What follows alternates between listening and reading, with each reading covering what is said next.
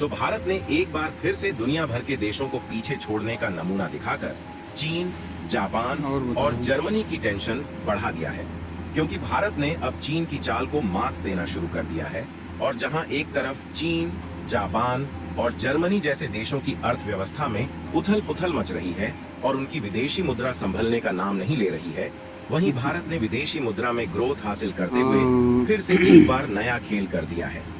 दरअसल हाल ही में खबर निकल कर आ रही है कि भारत का विदेशी मुद्रा भंडार, यानी कि भारत का जो विदेशी खजाना है जिसका इस्तेमाल दूसरे देशों से सामानों को खरीदने के लिए किया जाता है, वह पिछले सभी रिकॉर्ड को तोड़ते हुए आज तक के सबसे हाई लेवल पर पहुंच गया है और भारत का विदेशी मुद्रा भंडार लगभग 690 बिलियन डॉलर पहुंच चुका है,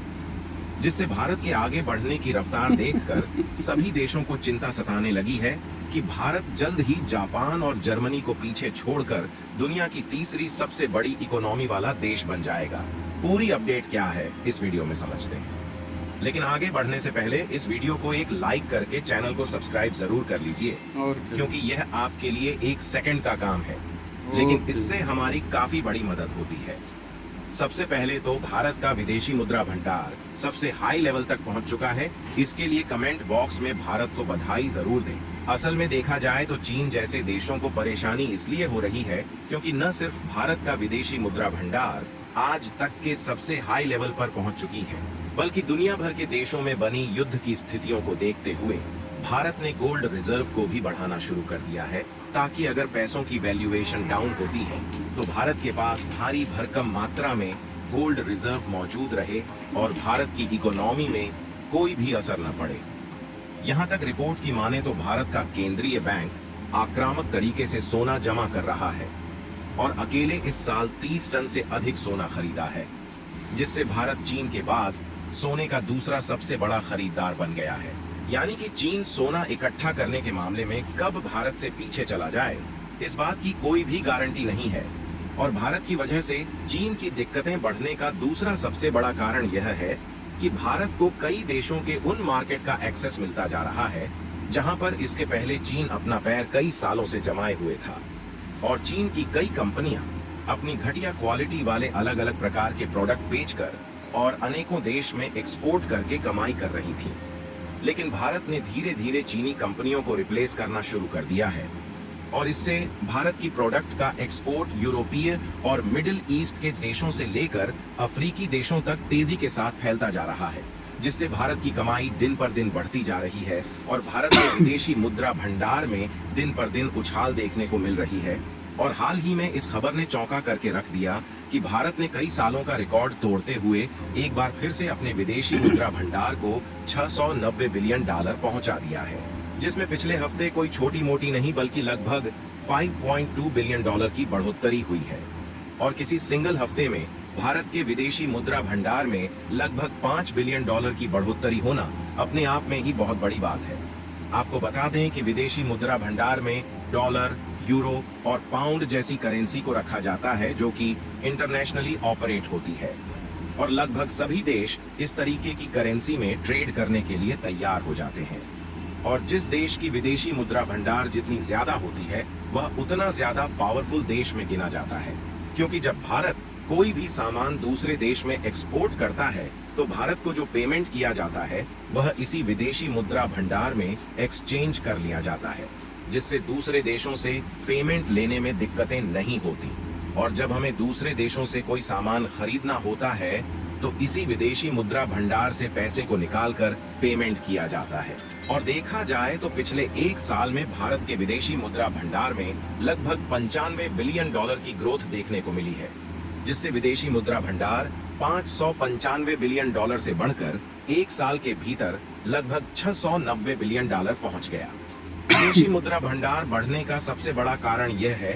कि भारत के द्वारा जो दूसरे देशों में प्रोडक्ट और सर्विसेज का एक्सपोर्ट है उसमें काफी बढ़ोतरी आई है और भारत को कई देशों के नए नए एक्सपोर्ट मार्केट पर पैर जमाने का मौका मिला है।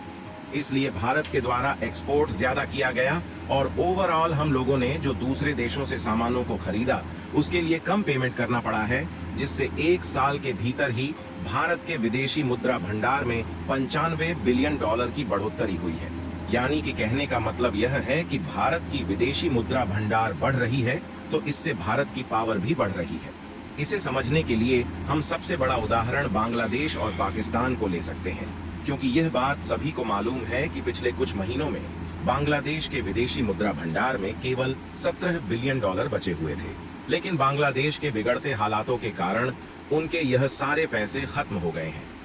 जिससे बांग्लादेश के पास ना तो भारत और रूस के बकाया चुकाने के लिए उनके विदेशी मुद्रा भंडार में पैसे बचे हैं और ना ही कोई भी देश या फिर वर्ल्ड बैंक बांग्लादेश को इन हालातों में कर्ज देने के लिए तैयार है।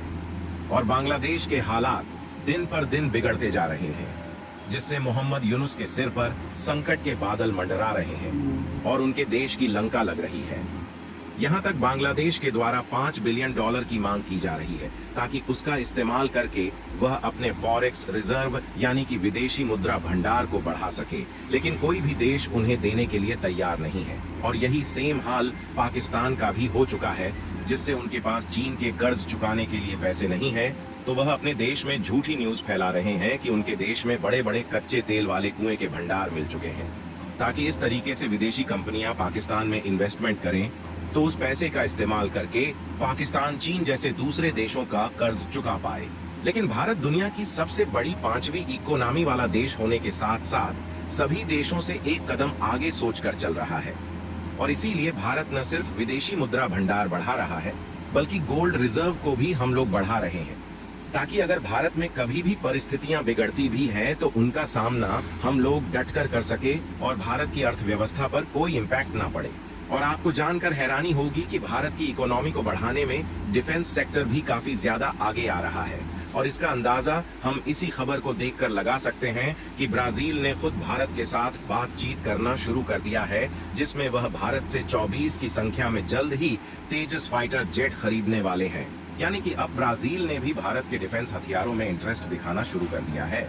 यहाँ तक कि इसके अलावा भी कई ऐसे नए नए देश हैं जहां भारत के डिफेंस हथियारों की डिमांड शुरू हो गई है, और भारत डिफेंस हथियारों के एक्सपोर्ट के रूप में आगे बढ़ रहा है। सबसे अच्छी बात यह है कि डिफेंस हथियारों की कीमत कोई थोड़ी बहुत नहीं होती, बल्कि लड़ाकू विमान, टैंक्स, मिसाइल और आर्म्ड व्हीकल्स जैसे डिफेंस हथियारों की कीमत काफी ज्यादा होती है, जिसके कारण इनके एक्सपोर्ट से भारत की कमाई काफी तेजी से बढ़ रही है। और अब वह समय दूर नहीं है जब हम लोग जापान और जर्मनी को पीछे छोड़कर भारत को दुनिया की तीसरी सबसे बड़ी इकोनॉमी बनाने जा रहे हैं। फिलहाल आपको क्या लगता है कि भारत को तेजी के साथ आगे बढ़ने के लिए किस रास्ते में कदम बढ़ाना चाहिए? अपनी राय कमेंट में जरूर बताएं। और हमने इस वीडियो में सही जानकारी लाने के लिए काफी ज्यादा रिसर्च किया है, उसके लिए वीडियो को एक लाइक करके अपने मित्रों तक शेयर जरूर करें। इसी तरह और भी नॉलेजेबल वीडियो देखने के लिए चैनल को सब्सक्राइब करके बेल आइकन को ऑल पर जरूर सेलेक्ट करें। जय श्री राम।